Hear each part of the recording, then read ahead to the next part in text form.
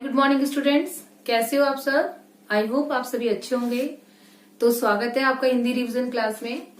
जैसा कि आप सभी को मालूम है कि हमारा रिवीजन चल रहा है, तो आज का हमारा विषय है आपकी पाठ्य पुस्तक बसंत का चैप्टर नंबर 6, जिसका शीर्षक है भगवान के डाकिये। तो पाठ है 6 और शीर्षक क्या है इसका,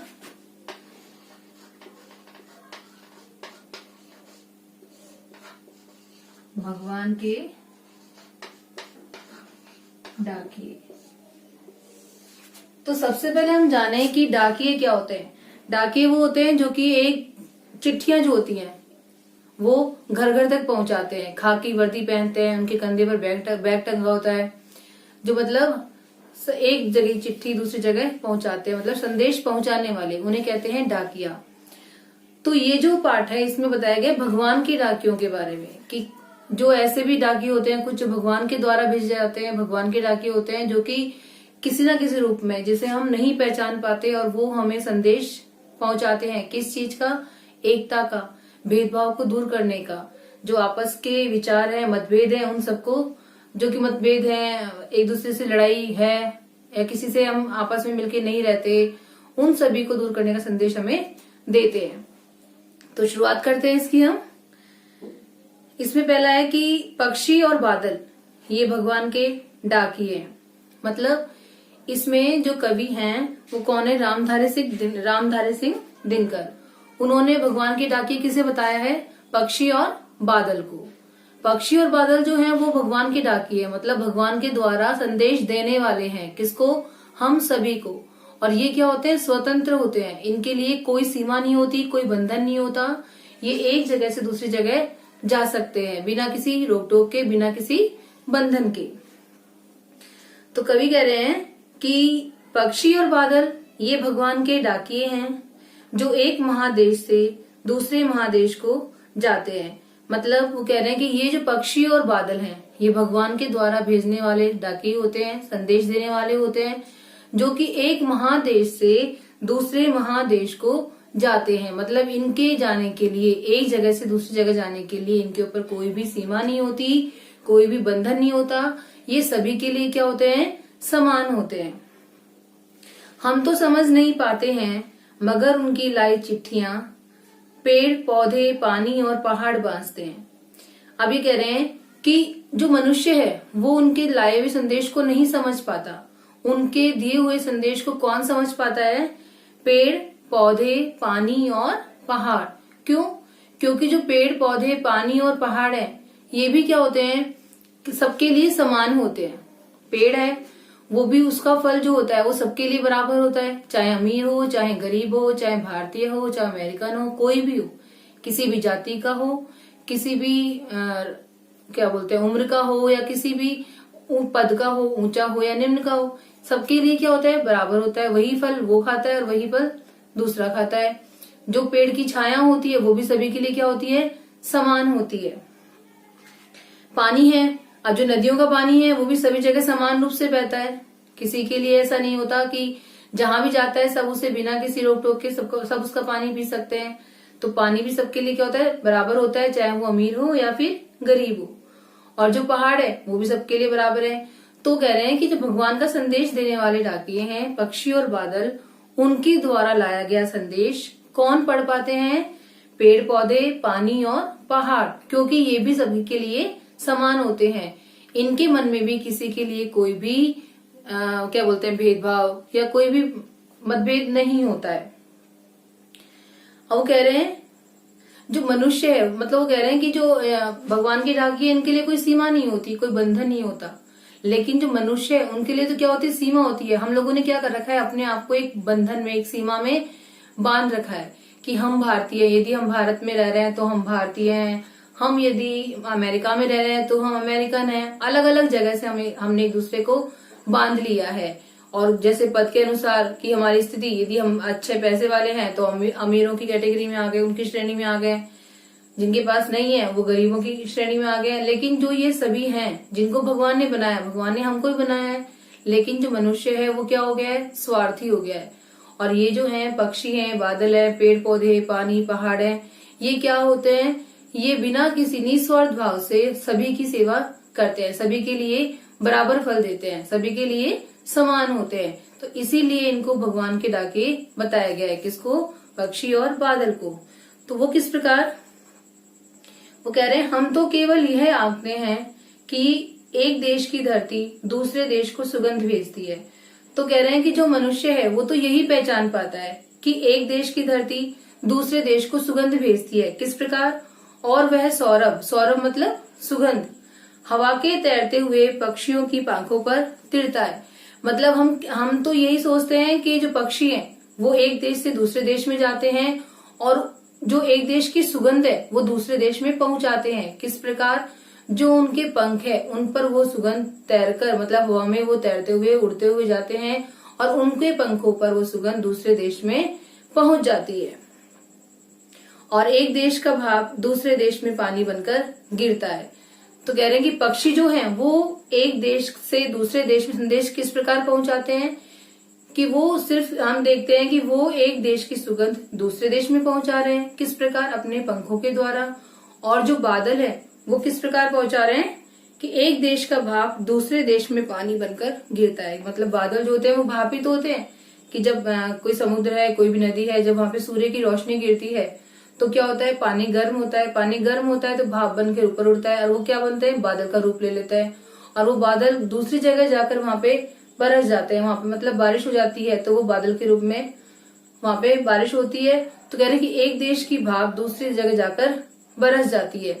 तो हम तो सिर्फ यही देखते हैं कि बादल क्या कर रहे हैं, एक जगह से जा रहे हैं दूसरी जगह पे पानी बरसा रहे हैं। पक्षी जो हैं वो एक जगह की सुगंध दूसरी जगह भेज रहे हैं।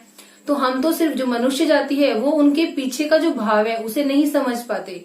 हम तो सिर्फ यही देख रहे हैं कि वो ये काम कर रहे हैं, लेकिन उनके पीछे का भाव क्या है कि हम सभी क्या हैं, समान हैं, हम सभी क्या हैं, एक है। तो वो हमें एकता का संदेश देना चाह रहे हैं कि हम सभी को मिलकर रहना चाहिए, हमें जो आपसी बंधन है उन सबको तोड़ देना चाहिए और हमेशा मिलकर रहना चाहिए और एक दूसरे में प्यार की भावना, बिना किसी भेदभाव के, बिना किसी छुआछूत के सबको मिलकर रहना चाहिए।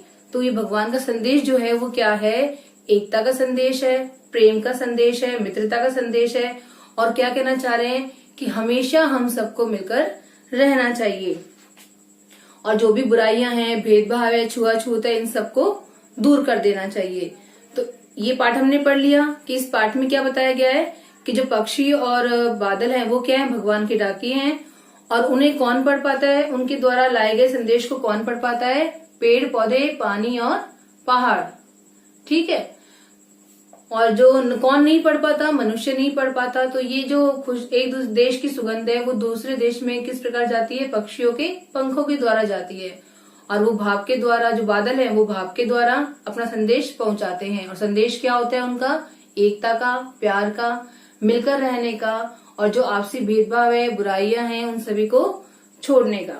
अब इसके प्रश्नोत्तर हम देखते हैं एक बार।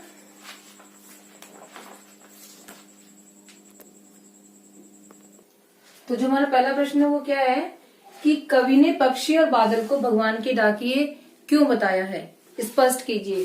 तो इसका उत्तर है फर्स्ट का,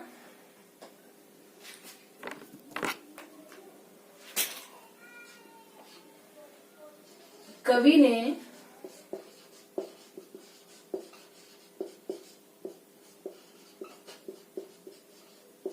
पक्षी और बादल को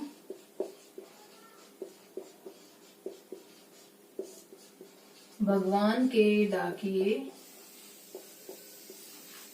इसलिए बताया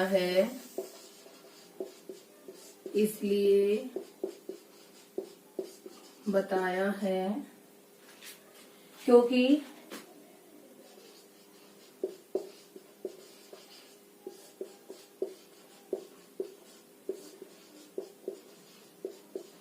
जिस प्रकार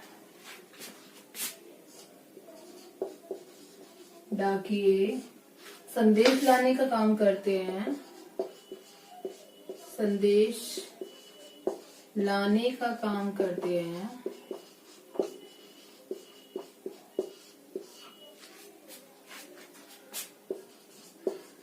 उसी तरह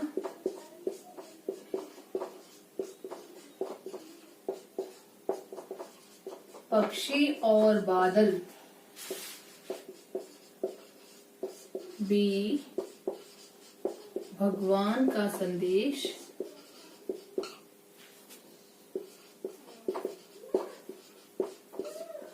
हम तक पहुंचाते हैं। समझ में आया कि कवि ने पक्षी और बादल को भगवान की डाकिए इसलिए बताया है क्योंकि जिस प्रकार डाकिए हम तक संदेश पहुंचाते हैं उसी प्रकार पक्षी और बादल भी भगवान का संदेश हम सब तक पहुंचाते हैं, इसलिए उन्हें क्या कहा गया है, डाकिए। अब जो दूसरा प्रश्न है वो क्या है कि पक्षी और बादल द्वारा लाई गई चिट्ठियों को कौन कौन पढ़ पाते हैं। तो हमने पढ़ा था अभी दूसरे प्रश्न का उत्तर कि पेड़ पौधे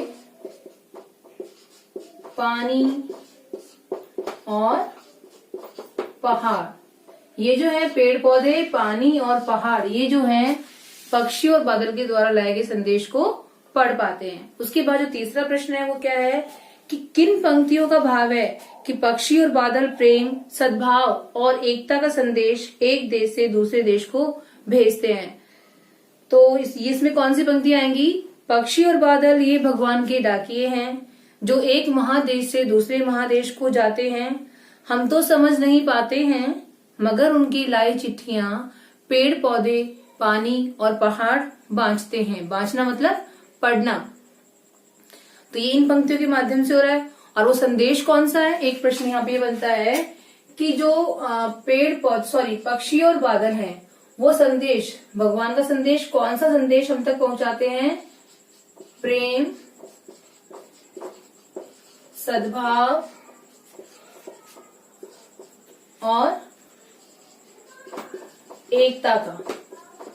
ठीक है, पक्षी और बादल है वो कौन सा संदेश पहुंचाते हैं हम तक, प्रेम सद्भाव और एकता का, कि सभी को मिलकर रहना चाहिए, सभी को समान भाव रखना चाहिए और सभी को आपस में प्रेम रखना चाहिए। फिर है प्रश्न, प्रकृति देश और देश देश में भेदभाव नहीं करती, एक देश से उठ बादल दूसरे देश में बरस जाता है, तो और एक देश का भाप दूसरे देश में पानी बनकर गिरता है। अब जो चौथा प्रश्न हमारा है वो क्या है, पक्षी और बादल की चिट्ठियों में पेड़ पौधे पानी और पहाड़ क्या पढ़ पाते हैं, मतलब क्या पढ़ते हैं उनका संदेश वो, तो वो है उसका उत्तर हम देखते हैं।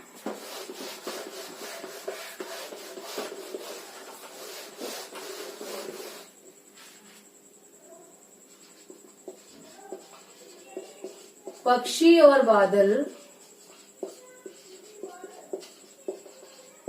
और बादल की चिट्ठियों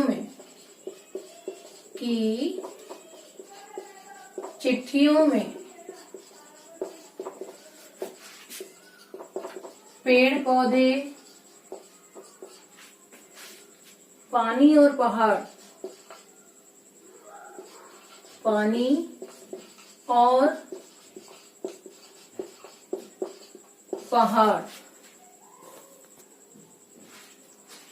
पहाड़ भगवान के भेजे एकता और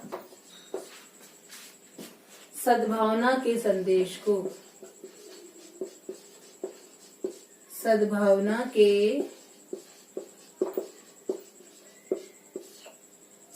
को पढ़ पाते हैं। इस पर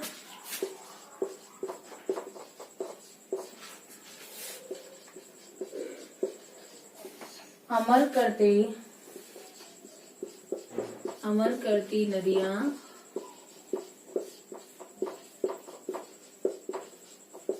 समान भाव से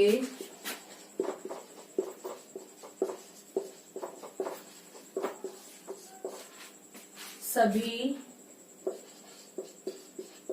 लोगों में अपने पानी को बांटती हैं।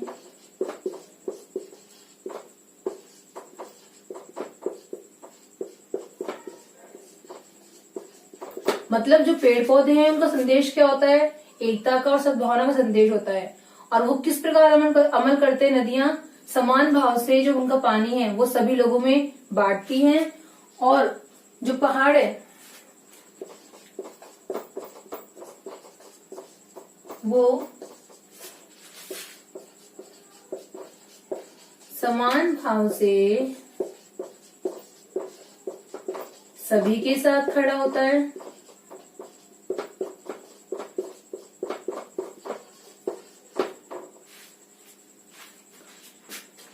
पेड़ पौधे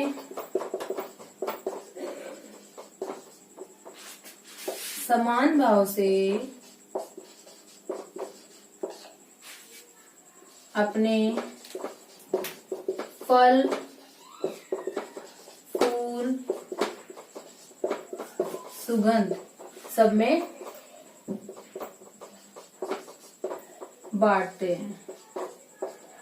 मतलब ये जो चीज है कि पक्षी और बादल, उनका संदेश क्या होता है, प्रेम का, सद्भावना का। तो किस प्रकार करते हैं कि जो नदियां हैं वो समान भाव से सभी में अपना जो पानी है वो बांटती हैं, पेड़ पौधे हैं वो फल फूल जो सुगंध है उनको बांटते हैं, और पहाड़ है वो भी सभी के साथ समान रूप से खड़ा रहता है। तो इस प्रकार उन्होंने बताया कि संदेश है उस पे किस प्रकार अमल करते हैं, किस प्रकार संदेश को पढ़ पाते हैं, कौन, पेड़ पौधे, पानी और पहाड़। अब जो हमारा लास्ट प्रश्न है वो है कि एक देश की धरती दूसरे देश को सुगंध भेजती है। इस कथन का भाव स्पष्ट कीजिए। इस कथन का भाव क्या होगा कि एक देश की धरती अपने सुगंध व प्यार को पक्षियों के माध्यम से दूसरे देश को भेजकर सद्भावना का संदेश भेजती है। धरती अपनी भूमि में उगने वाले फूलों की सुगंध को हवा से पानी को बादलों के रूप में भेजती है। हवा में उड़ते हुए पक्षियों के पंखों पर प्रेम प्यार की सुगंध तैरकर दूसरे देश तक पहुंच जाती है। इस प्रकार देश की धरती दूसरे देश को सुगंध भेजती है। मतलब पक्षियों के द्वारा खुशबू भेजकर और बादलों के द्वारा पानी भेजकर वो अपने संदेश को दूसरी धरती तक पहुंचाती है। तो ये पाठ हमने पढ़ लिया। अब जो इसके बाद है वो दूसरे चैप्टर का हम रिवीजन करते हैं। वो कौन सा है, अब एक कविता और है हमारे इसमें, लेसन नंबर 8। इसका शीर्षक है यह सबसे कठिन समय नहीं। इसका और अभ्यास करते हैं हम। 8 यह सबसे कठिन समय नहीं। अब ये जो पाठ है यह सबसे कठिन समय नहीं जो कविता है, इसकी कवयित्री कौन है, जया जादवानी। उन्होंने इस कविता के माध्यम से हमें यह समझाना चाहा है कि हर मनुष्य के जीवन में कठिनाइयां आती हैं, मुसीबतें आती हैं, समस्याएं आती हैं, लेकिन कभी भी मनुष्य को उनसे हार नहीं माननी चाहिए।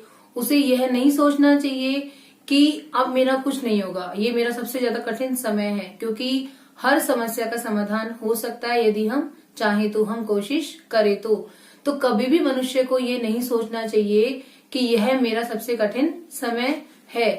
तो उन्होंने इस कविता के माध्यम से बताना चाहा है कि अभी भी क्या है, बहुत सी ऐसी चीजें हैं जो कि हमें हिम्मत दिलाती है ना, कि हमेशा मनुष्य को आगे बढ़ना चाहिए। तो उन्होंने यही कहना चाहा है कि अभी ये सबसे कठिन समय नहीं है। तो इस कविता के माध्यम से उन्होंने कौन कौन से तर्क प्रस्तुत किए हैं, कौन कौन से तर्कों के माध्यम से हमें समझाना चाहा है कि मनुष्य के जीवन में जो कठिन समय आता है वो सबसे कठिन समय नहीं होता। तो हम देखते हैं। उन्होंने कहा है, नहीं, यह सबसे कठिन समय नहीं, अभी भी दबा है चिड़िया की चोंच में तिनका और वह उड़ने की तैयारी में है। तो कह रहे हैं कि वो कवयित्री कह रही हैं कि अभी ये सबसे कठिन समय नहीं है। क्यों? क्योंकि अभी भी चिड़िया की चोंच में क्या है, तिनका है, जो कि उड़ने की तैयारी में है। और वो क्या करेगी उससे, मतलब चिड़िया है उसकी चोंच में तिनका है और वो उड़ने की तैयारी में है। तो किस लिए है, ताकि वो उस तिनके को ले जाकर अपने किसका निर्माण करेगी, वो अपने घोंसले का निर्माण करेगी, अपने रहने की जगह बनाएगी जिसमें उसके बच्चों को वो सुरक्षित रख सकती है। मतलब उसके माध्यम से कहना चाह रहे हैं कि अभी भी हमारे साथ ऐसे हमारे जो बड़े हैं, हमारे जो बुजुर्ग हैं वो हैं जो कि हमारा ध्यान रख सकते हैं, हमें सुरक्षित रख सकते हैं। तो इसलिए हमें अपने समय को कठिन समय नहीं समझना चाहिए, क्योंकि हमें संभालने वाले अभी भी हैं। अभी भी झड़ती हुई पत्ती थामने को बैठा है हाथ एक। कह रहे हैं कि झड़ती हुई मतलब गिरती हुई पत्ती, मतलब जो लोग हिम्मत हार चुके हैं, जो लोग निराश हो चुके हैं, उनको संभालने के लिए अभी भी बहुत से लोग हैं। जो असहाय लोग हैं, जो गरीब लोग हैं, उनकी सहायता करने वाले भी अभी बहुत लोग हैं। तो कह रहे हैं एक तर्क इन्होंने ये दिया है कि अभी भी जो गिरती हुई पत्ती है उसे थामने वाले बहुत लोग हैं। तो इसलिए उन्होंने क्या इसके माध्यम से क्या समझाया है हमें कि जो असहाय लोग हैं, जो गरीब लोग हैं, उन्हें सहारा देने वाले अभी भी हैं। मतलब बहुत से लोग ऐसे हैं जो अभी भी गरीबों की सहायता करते हैं। तो हमें नहीं मानना चाहिए कि ये अभी हमारा सबसे कठिन समय है। तीसरा तर्क उन्होंने क्या दिया है कि अभी भी भीड़ स्टेशन पर, अभी भी एक रेलगाड़ी जाती है गंतव्य तक। मतलब अभी भी लोगों में इंतजार है किसका? रेलगाड़ी के आने का। और कौन सी रेलगाड़ी? जो कि अभी उन्हें जिस स्थान पर जाना है वहां तक उन्हें लेकर जाएगी। और अभी भी स्टेशन पे क्या है? भीड़ है। मतलब अभी भी लोग आपस में एक साथ खड़े हुए हैं। यह कोई जहां कोई कर रहा होगा प्रतीक्षा, प्रतीक्षा मतलब इंतजार। अभी भी कहता है कोई किसी को जल्दी आ जाओ कि अब सूरज डूबने का वक्त हो गया। मतलब अभी भी ऐसे हैं, जब हम कहीं जाते हैं, घर से बाहर निकलते हैं, तो हर जो हमारे बुजुर्ग हैं वो हमें आशीर्वाद देते हैं, जो हमारे बड़े हैं वो हमें आशीर्वाद देते हैं, और हमें क्या कहते हैं वो कि जल्दी आना। और जब शाम होती है, सूरज डूबने का समय होता है, तो वो हमारा इंतजार करते हैं, हमारी प्रतीक्षा करते हैं।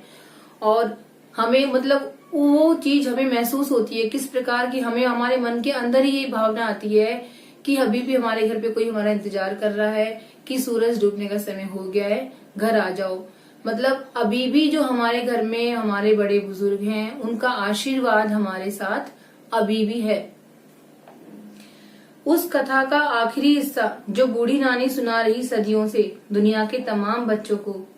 मतलब अभी भी जो लोगों के मन में क्या है, जो दादी नानी की जो कहानियां होती थी, तो हम लोग उन्हें बहुत चाव से सुनते थे। और वो मतलब किस तरीके से कहानी सुनाती थी, हर कहानी को पूरे भाव से, ताकि हम लोग उनको, हमारा मन में हमेशा मतलब हर तर्क के पीछे एक तर्क होता था। तो हमें उस कहानी का आखिरी सुनने का जो आखिरी हिस्सा होता था, वो सुनने की हमारे मन में लालसा होती थी कि अब इसके बाद में क्या होगा, अब इसके बाद में क्या होगा। तो अभी भी कहानियों का वो आखिरी सुनने का हमारा मन होता है। दुनिया के तमाम बच्चों को आती है एक बस अंतरिक्ष के पार की दुनिया से, लाएगी बचे हुए लोगों की खबर। मतलब अभी भी अंतरिक्ष पार से एक बस आएगी, जो दुनिया के उस पार में जो बच्चे रहते हैं उनकी खबर नहीं है।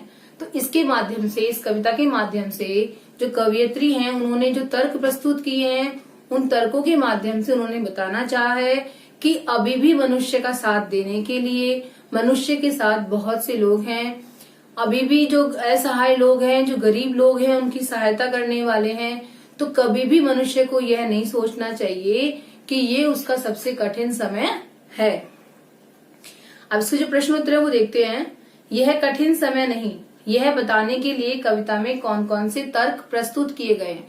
तो पहला तर्क क्या है कि अभी भी चिड़िया की चोंच पे क्या है? तिनका, जिससे वो क्या करेगी? अपने घोंसले का निर्माण करेगी और अपने बच्चों को सुरक्षित रखेगी। मतलब हमारे साथ अभी भी हमारे बड़े हैं जो कि हमारी सुरक्षा करेंगे। दूसरा है कि जो अभी भी झड़ती हुई पत्ती को थामने के लिए हाथ है। मतलब जो गरीब हैं, असहाय लोग हैं, उनकी सहायता करने के लिए अभी भी बहुत से लोग हैं। तीसरा तर्क है कि अभी भी रेलगाड़ी पर भीड़, अभी भी स्टेशन पर भीड़ है और सभी को इंतजार है किसका? रेलगाड़ी का, जो कि गंतव्य तक जाएगी। उसके बाद है कि कौन सा तर्क है कि अभी भी हमारे घर में हमारे जो बड़े हैं वो हमारे आने का इंतजार कर रहे हैं और हमें ये भाव दिला रहे हैं कि सूरज डूबने का वक्त हो गया है, घर आ जाओ।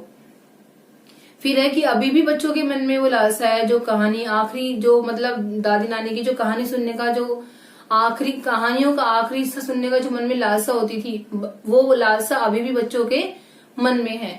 तो इन सभी तर्कों के माध्यम से कवियत्री ने कहना चाहा है कि मनुष्य को कभी भी ये नहीं सोचना चाहिए कि यह उसका कठिन समय है, क्योंकि कठिन तो हो सकता है लेकिन सबसे कठिन समय नहीं हो सकता, क्योंकि उसके साथ अभी भी बहुत से लोग हैं। फिर है चिड़िया चोंच में तिनका दबाकर उड़ने की तैयारी में क्यों है, वह तिनकों का क्या करती होगी। तो इसका आंसर क्या होगा कि चिड़िया चोंच में तिनका दबाकर उड़ने की तैयारी में क्यों है, क्योंकि इससे वो जाकर घोंसले का निर्माण करेगी, अपने नीड़ का निर्माण करेगी, जिसमें कि वो अपने बच्चों को सुरक्षित रख सके। वह तिनकों का क्या करती होगी, वह तिनकों से घोंसले का निर्माण करेगी, अपने रहने के लिए जगह बनाएगी, जिसमें वो भी सुरक्षित रहे और अपने बच्चों की गर्मी सर्दी वर्षा सभी से रक्षा कर सके। अब इस प्रकार हमने देख लिया, ये पार्ट भी हमने पढ़ लिया, दोनों कविताएं हमने देखी, इन कविताओं का अर्थ हमने समझ लिया, जो मेन मुख्य बिंदु थे उनको हमने समझ लिया। तो आई होप आप सभी को समझ में आया होगा। धन्यवाद।